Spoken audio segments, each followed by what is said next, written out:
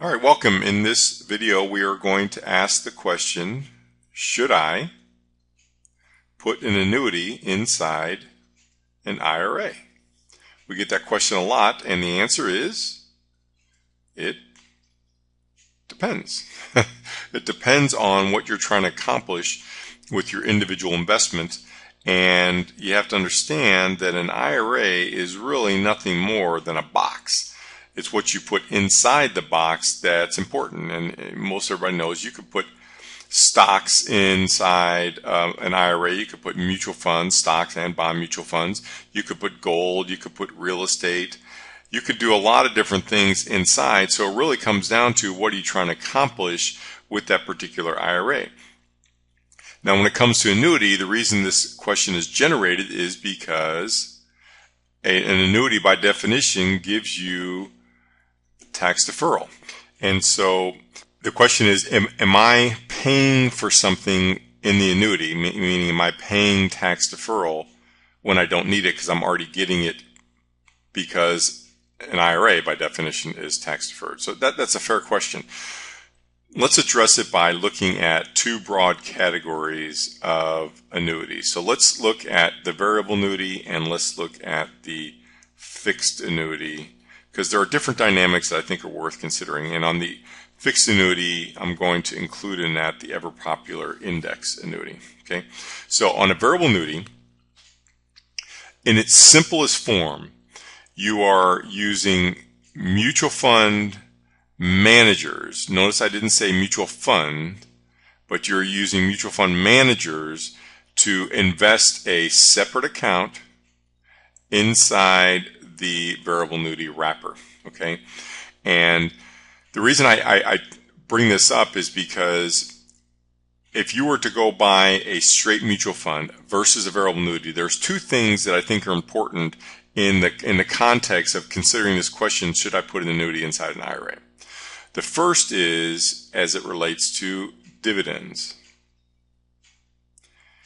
If you own an individual stock, you own AT&T, right? AT&T pays a 5% dividend. If you owned that stock, you would receive this in cash every quarter. You would receive 1/4 of that 5% each quarter.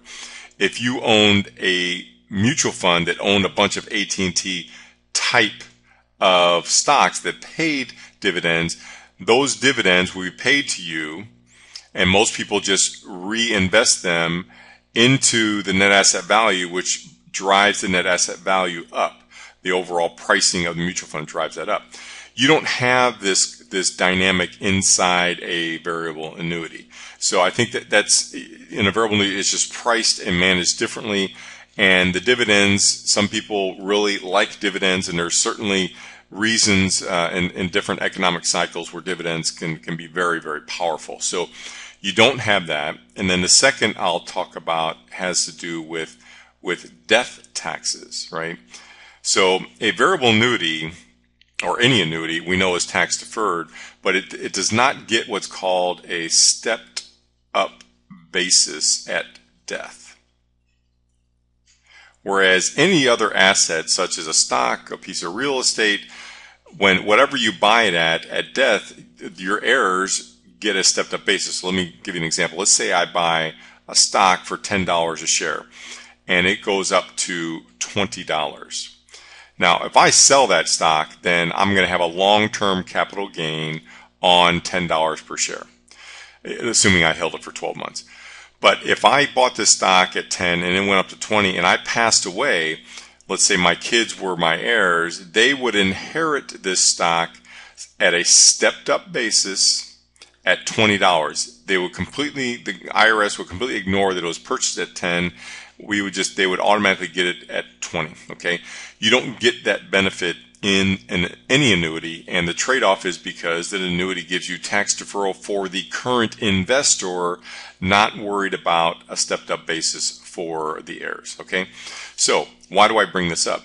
Well, inside an IRA, if you are investing in a variable annuity purely because of the mutual fund managers and the different diversification you can get inside there, I would say you need to think twice about using a variable annuity inside an IRA because of these two issues: lack of the dividend exposure and a lack of stepped up basis at death. However, if you are purchasing a variable annuity for diversification reasons, such as you're able to get different managers that you may normally not be able to get on your own in mutual fund, in the mutual fund complex, or you want to use the income rider on the variable annuity, or maybe a death benefit rider on the annuity, then those reasons are worth considering to have inside an IRA. Okay, now let's switch over to the fixed and index. This is a little more linear in my mind than in the variable annuity, because on the fixed annuity, it's pretty simple. If you are buying a straight fixed and you just want a simple interest rate, and that's all that you're interested in, and you want a simple interest rate for 3 years or 5 years, this is pretty linear. You can just simply go and say, okay, what can I get from a bank CD and what can I get from a fixed annuity? And generally, you will find that the fixed annuity pays a higher rate. And if a simple interest rate is what you're interested in, and that safety is important to you, then you can get the fixed annuity. And you know what? The fact that the fixed annuity is tax deferred and so is your IRA is not relevant. What's relevant to you is that you are getting a high fixed rate. Now, index annuity, let's talk about that. I think the index annuity has such a unique strategy as far as how it provides you safety and growth potential. And we have so many different videos on the index annuity if you're not familiar with how the index annuity works. In fact, I'll make a recommendation here to go to watch this video if you're not familiar with index annuities, and that is S&P Index Strategies, and in that we explain how the index annuity works. And so that's a video to go see, and you can just click on the pop-up to do that. Which reminds me, let's go back here a second on this death taxes issue. There's a good video for you to watch that you can link to. It's called IRA Tax Traps. And in it we go into much more detail about how IRAs are taxed at death. And so I think if you're interested in that and you need some more education, go to that. Okay, so back to the index annuity. It's such a unique strategy. Remember, I'm answering this question about should I put an annuity in the IRA, and I said it depends. So we talked about the variable annuity and what you're trying to accomplish there. We talked about the fixed annuity and a simple interest rate, what's important to you. I believe that an index annuity works perfectly inside an IRA because of this unique strategy of if an investor puts money in, let's just pick a number, if they put $100,000 in,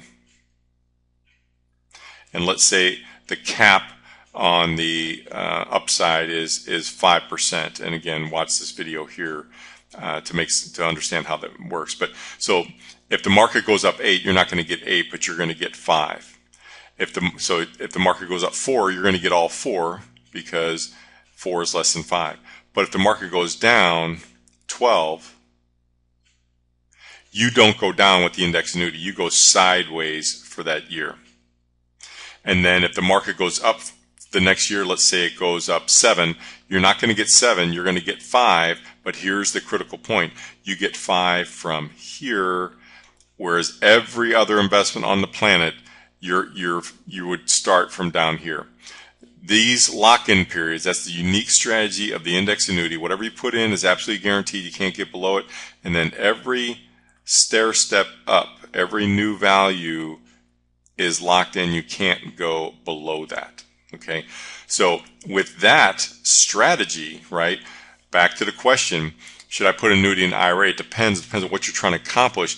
If you're trying to accomplish a reasonable return with guaranteed safety, meaning you can't go down, but you can get good upside growth with the market, you're going to get that with the index annuity. And you know what?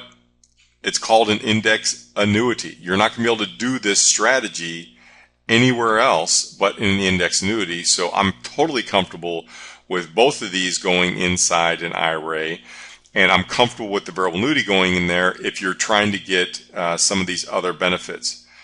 But like I said before, if you're not using these with a straight variable annuity, then I do believe tax deferral is probably redundant and you don't need to be doing that. Okay? All right, so hope this video helps. Thanks for watching.